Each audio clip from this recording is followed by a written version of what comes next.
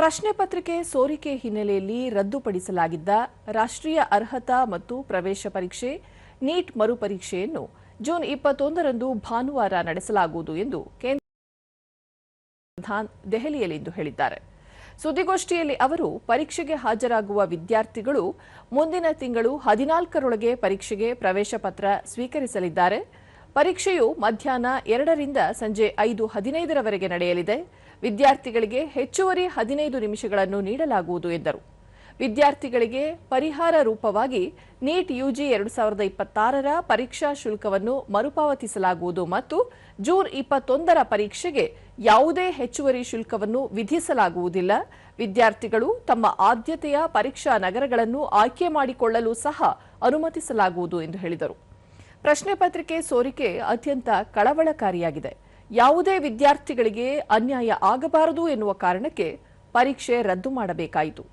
ಪರೀಕ್ಷಾ ಅಕ್ರಮ ವಿರುದ್ಧ ಕಠಿಣ ಕ್ರಮ ತೆಗೆದುಕೊಳ್ಳಲಾಗುತ್ತಿದೆ. ಪ್ರಶ್ನೆ ಪತ್ರಿಕೆ ಸೋರಿಕೆ ಪ್ರಕರಣವನ್ನು ಸಿಬಿಐ ತನಿಖೆಗೆ ವಹಿಸಲಾಗಿದೆ. ಮುಂದೆ ಈ ರೀತಿ ಪುನರಾವರ್ತನೆ ಆಗದಂತೆ ಹಾಗೂ ಪಾರದರ್ಶಕವಾಗಿ ಪರೀಕ್ಷೆ ನಡೆಸುವ ಕುರಿತು ಎಲ್ಲ ರೀತಿಯ ಎಚ್ಚರಿಕೆ ತೆಗೆದುಕೊಳ್ಳಲಾಗಿದೆ ಎಂದು ತಿಳಿಸಿದರು.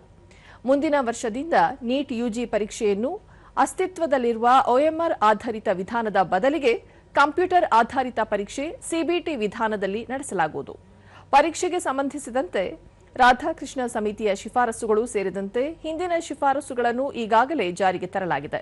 ಇದರ ಹೊರತಾಗಿಯೂ ಪ್ರಶ್ನೆ ಪತ್ರಿಕೆ ಸೋರಿಕೆಯಾಗಿರುವ ಬಗ್ಗೆ ತನಿಖೆ ನಡೆಯುತ್ತಿದ್ದು ವರದಿ ಆಧರಿಸಿ ಕ್ರಮ ಕೈಗೊಳ್ಳಲಾಗುವುದು ಎಂದು ತಿಳಿಸಿದರು. इस बार की क्वेश्चन सेट्स में था, तुरंत ही हम लोगों की वहाँ चर्चा हुई. एनटीए ने और सरकार ने, education department, higher education department ने तुरंत उसको प्रारंभिक थोड़ा इंक्वायरी किया, एजेंसियों को दे दिया, भारत सरकार की एजेंसियों को दे दिया. भारत सरकार एजेंसी संबंधित 2-3 राज्यों के साथ जुड़ा हुआ विषय था. प्रथम दृष्टया में राज्यों की एजेंसियों से संपर्क किया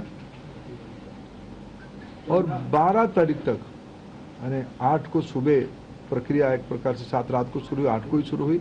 8, 9, 10, 11 3-4 दिन में जब हमको स्पष्टता हुई, हम कंफर्म हुए हैं कि इस बार गेस्ट पेपर की आड़ पे क्वेश्चंस बाहर गया है.